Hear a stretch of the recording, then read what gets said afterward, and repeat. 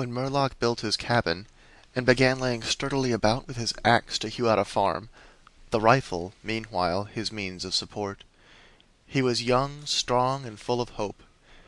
In that eastern country whence he came he had married, as was the fashion, a young woman, in all ways worthy of his honest devotion, who shared the dangers and privations of his lot with a willing spirit and light heart. There is no known record of her name. Of her charms of mind and person, tradition is silent, and the doubter is at liberty to entertain his doubt, but God forbid that I should share it. Of their affection and happiness, there is abundant assurance in every added day of the man's widowed life.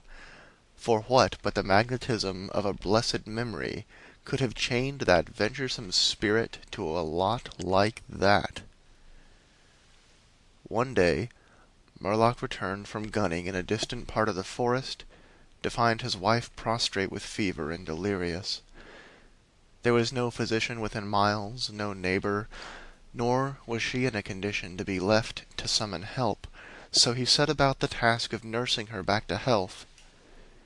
But at the end of the third day she fell into unconsciousness and so passed away, apparently with never a gleam of returning reason.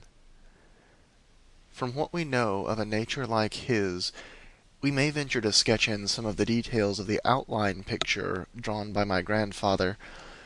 When convinced that she was dead, Murlock had sense enough to remember that the dead must be prepared for burial.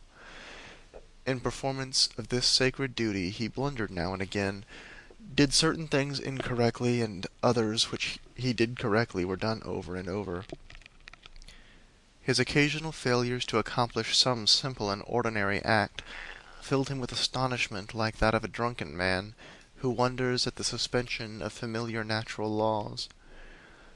He was surprised, too, that he did not weep, surprised and a little ashamed. Surely it is unkind not to weep for the dead. "Tomorrow," he said aloud, "I shall have to make the coffin and dig the grave, and then I shall miss her, when she is no longer in sight. But now, she is dead, of course.